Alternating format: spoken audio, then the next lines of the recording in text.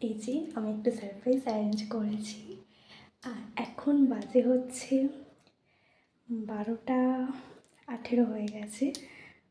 এই যে আমাদের যেহেতু খাওয়া একটু লেটে হয়, তাই একটু লেট হয়ে গেছে। দেখতে থাকো ব্লগটা। ভীষণই আস্তে কথা বলছি, কারণ ও শুনতে পেয়ে যাবে, ও ঘরেই আছে। তো যাচ্ছি এবার, তোমরা দেখতে থাকো প্লিজ। এই যে আমি অ্যারেঞ্জ করেছি সব কিছু, তো এগুলো আমি এখন ও কিন্তু তখনও কিছু জানে না, ওকে শুধু বলেছি আমি ভিডিও ক্যামেরা অন করবো, তুমি ঠিকঠাক হয়ে বসো, ব্যাস এটুকু। Happy 7th month anniversary. कैसा लगा मेरा मजाक? कैसा लगा?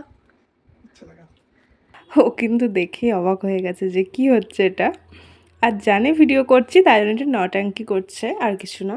তো আমি হঠাৎই এসব কিছু অ্যারেঞ্জ করেছি, একদমই ছোটোখাটো একটা সারপ্রাইজ দিয়েছি ওকে, যেটা মানে আমার কোনো প্ল্যান ছিল না। হঠাৎই আমি বাইরে বেরিয়েছিলাম, তো আমার মনে হলো যে একটু এগুলো কিনে নিয়ে যাই, কাল যেহেতু 7 মান্থ হচ্ছে, তো একটু ছোট করে সেলিব্রেট করা যাবে, বেশ আমাদের একটু আনন্দ হবে। তো তার জন্যই সব কিছু করা। আমাদের বেশ ভালোই লেগেছে, তোমাদের কেমন লাগলো জানিও অবশ্যই। একটু অন্যরকম। এই ছোটোখাটো জিনিসগুলোই না বড্ড আনন্দ দেয়, আমার তো এগুলোতেই আমি ভীষণ আনন্দ পাই, আর এগুলোকেই আমি জীবনের খাতায় মেমোরিজ হিসাবে রেখে দিতে চাই।